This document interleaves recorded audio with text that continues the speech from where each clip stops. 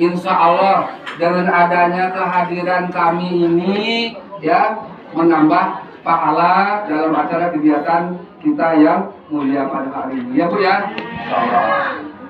Nilai pahala yang paling nyata itu apa Bu? Ialah nilai pahala silaturahim dengan kehadiran saya. Insya Allah juga dengan kehadiran saya nanti ya doa dibacakan sahur insya Allah. Menurut sebagian ulama, semakin banyak kita ajak untuk bermunajat, untuk berdoa, insya Allah potensi untuk dikabulkan oleh Allah adalah semakin besar. Ya Ibu ya. Bismillahirrahmanirrahim. Assalamualaikum warahmatullahi wabarakatuh. Asyhadu an la ilaha illallah wa asyhadu anna Muhammadar Rasulullah wa la haula wa la quwwata illa billah.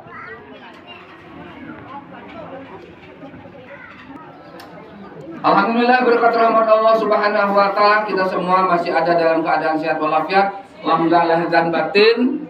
Ibu ya, semoga di sisa usia kita ini kita dapat mengisi serta memanfaatkannya dengan sebaik-baiknya. Sebab tugas kita di dunia sebenarnya ialah mengumpulkan pundi-pundi amal kebajikan dengan sebanyak-banyaknya ya dalam rangka untuk bekal dan persiapan dipanggil ke akhirat oleh Allah Subhanahu wa taala. Kita tidak tahu kapan kita akan dipanggil oleh Allah melalui malaikat. Walaupun kelihatan ibu di sini secara umum saya lihat cantik-cantik dan seger-seger, nggak jaminan kapan mau dipanggil. Percaya deh, banyak buktinya kan ya. Tuh. Tapi yang paling penting ialah bagaimana kita hidup di dunia untuk selalu berbuat yang terbaik untuk dalam rangka ke akhirat kelak. Karena hakikatnya kehidupan kita ialah di dunia, di akhirat nanti kekal selama-lamanya. Di dunia berapa tahun sih? Kan begitu ya. Ya itu ibu-ibu ya. Salawat dan salam mari senantiasa kita curahkan kepada junjungan kita Nabi Muhammad sallallahu alaihi wasallam. Semoga di yaumil akhir, di akhirat kelak kita mendapat syafaatnya. Salatullah salamullah ala toha Rasulillah. Salatullah salamullah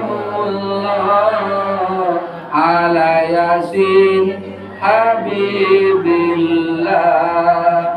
Tawassalna bismillah wa bil hadi Rasulillah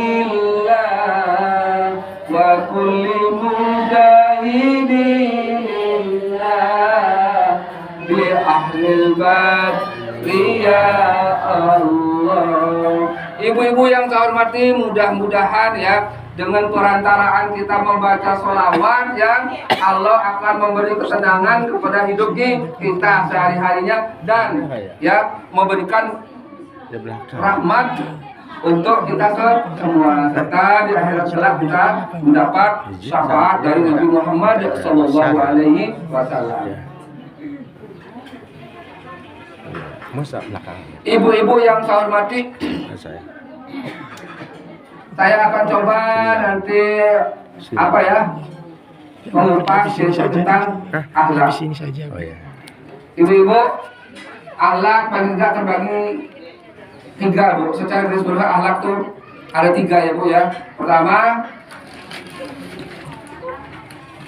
akhlak kepada Allah Subhanahu wa taala. Kedua, akhlak kepada sesama manusia. Ketiga, akhlak kepada alam sekitar. Ibu-ibu yang saya hormati,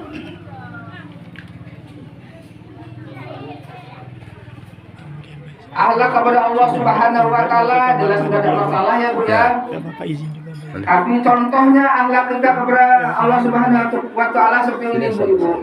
Ada kadang-kadang kita mungkin saking emosinya ya. Saking emosinya sudah kerja dengan sekuat tenaga tapi masih rezekinya segentu-segentu saja. Pas-pasan ya, enggak kurang, enggak lebih. Tapi kita lihat lingkungan kita, banjaran tetangga kita kerjanya segitu aja, santai aja kelihatan, tapi kok bisa beli ini, bisa beli itu. Kenapa kita grundel dalam hati, sampai dalam hati tuh, kamu ini nggak adil sama saya ya. Sudah saya sholat sudah, melaksanakan amalan-amalan ibadah sudah, tapi ini ya. Contoh sudah berburuk sangka kepada Allah Subhanahu wa Ta'ala. Jangan seperti itu Bu ya, karena memang hidup mati rezeki jodoh itu misteri rahasiai. Lain tugas kita lagi-lagi berusaha. Sebab percayalah kalau kita memang ikhlas ya menerima kehendak Allah, semuanya itu ialah ada hikmahnya. Iya Bu ya. Yang kedua, akhlak kita kepada sesama manusia. Yang paling sederhana saja ya, bagaimana adat ketimuran kita, bagaimana akhlak kita. Katakanlah kalau kita sesama orang yang lebih tua, bagaimana sopan santun kita ya, bicara dengan orang yang lebih tua gimana baiknya, gimana kalau kita ketemu sesama muslim gimana baiknya, dan lain sebagainya. Lanjut, akhlak kita kepada alam sekitar, lingkungan sekiranya ada misalnya binatang umpama yang memang seperti tawon dan lain sebagainya, jangan dibunuh, biarkan aja supaya menghingga kita umpamanya pas yo ngajeng refleksi maksudnya ya sudah itu walau alam. Tapi kalau memang dia itu ada di sekitar kita belum nyenget, contoh-contoh seperti itu Bu ya, akhlak kita kepada alam sekitar ya Bu ya. Karena memang tawon itu besar sekali manfaatnya untuk manusia. Lalu berikutnya contoh ibu-ibu, kita kebetulan kan kalau di air kuning itu di Bali ini kan kecil pulainya Bu ya, diiringi pantai sudah di Bedewi ya Sumbul sampai di air kuning itu supaya untuk siapa tahu ada gede mancur, jadi jangan nebang pohon sembarangan itu, karena pepohonan ini ialah sebagai juga paru-parunya dunia. Jadi dengan adanya pohon seperti pohon waru ini ya, coba kalau ada pohon waru, kalau ada matahari akan panas. Nah dengan adanya pohon waru ini contohnya itu menjadi teduh, kita di bawahnya menjadi segar, contoh-contoh seperti itu.